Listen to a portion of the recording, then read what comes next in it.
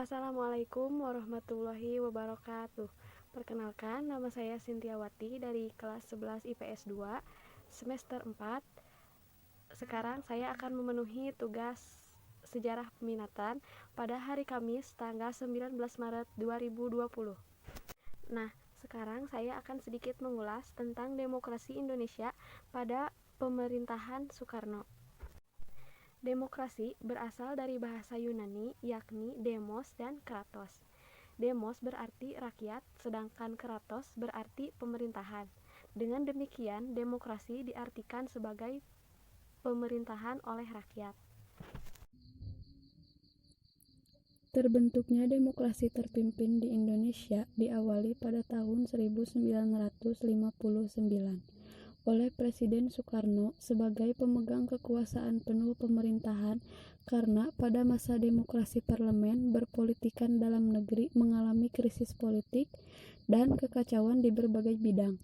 Awal demokrasi terpimpin dimulai dengan adanya surat mandat dekret Presiden pada Juli 1959 akibat belum tersusunnya Undang-Undang Dasar Negara dan banyaknya kepentingan-kepentingan politik antar partai. Terjadinya sejumlah pemberontakan di dalam negeri yang semakin menambah kekacauan bahkan menjurus menuju gerakan separatisme yang memperpecah keadaan politik pada masa parlemen. Banyaknya partai dalam parlemen yang saling berbeda pendapat dan keadaan semakin sulit untuk menemukan solusi mempersatukan perbedaan antar partai. Masing-masing partai politik selalu berusaha untuk menggunakan segala cara agar tujuan partainya tercapai.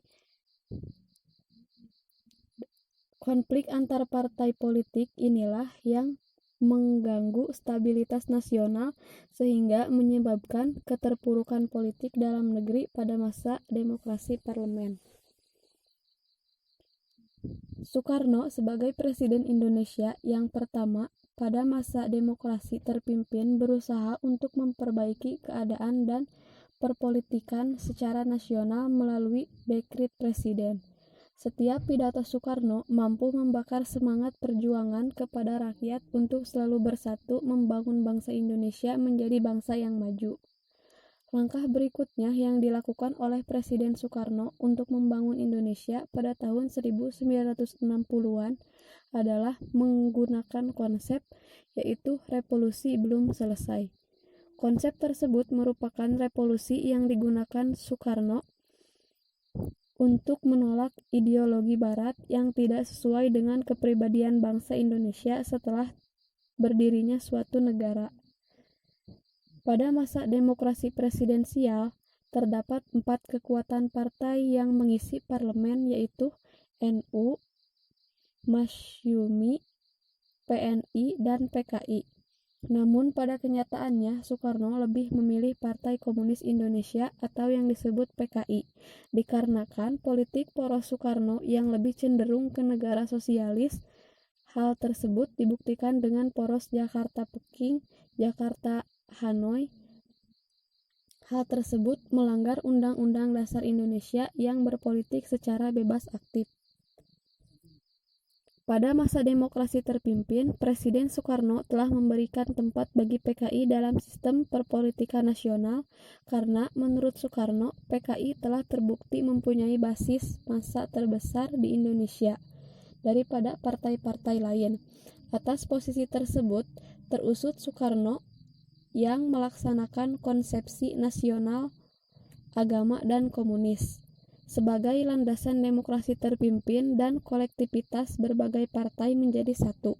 Konsep revolusi yaitu Revolusi Nasional 17 Agustus 1945, revolusi sosial dan revolusi komunis sangat relevan yang harus menguat, sehingga mempermudah Soekarno menjalankan sistem demokrasi terpimpin untuk meraih demokrasi politik. Dalam konteks demokrasi terpimpin, hubungan Soekarno selaku presiden menjadi dekat dengan PKI. Selanjutnya, kondisi politik demokrasi terpimpin pada tahun 1959 sampai 1965. Indonesia tahun 1956 konstituante tidak berhasil merumuskan undang-undang dasar baru.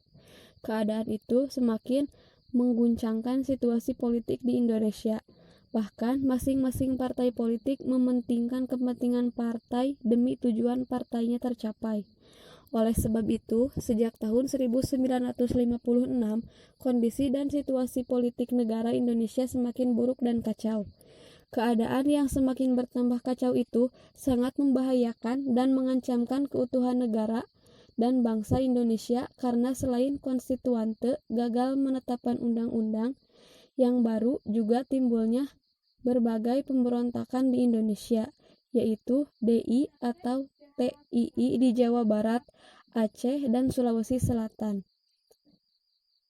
Permesta di Sulawesi Utara, PRRI di Sumatera, dan RMS di Maluku.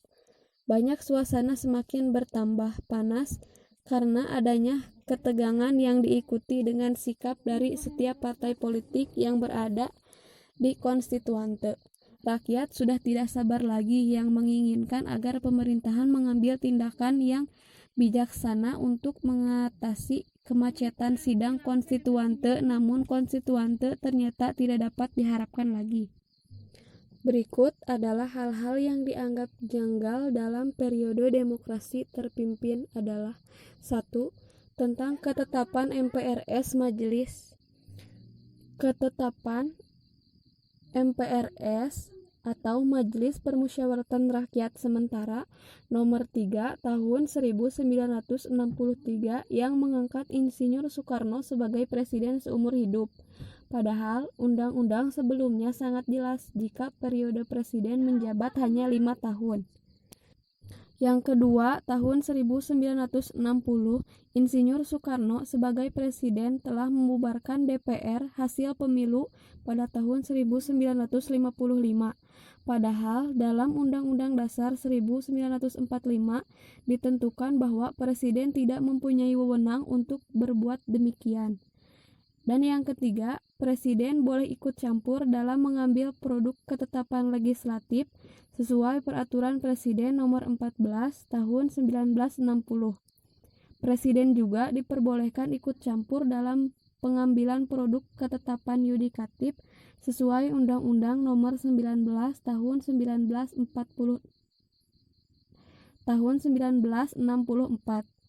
Selain itu, terbatasnya peranan partai politik, berkembangnya pengaruh komunis, dan meluasnya peranan ABRI sebagai unsur sosial.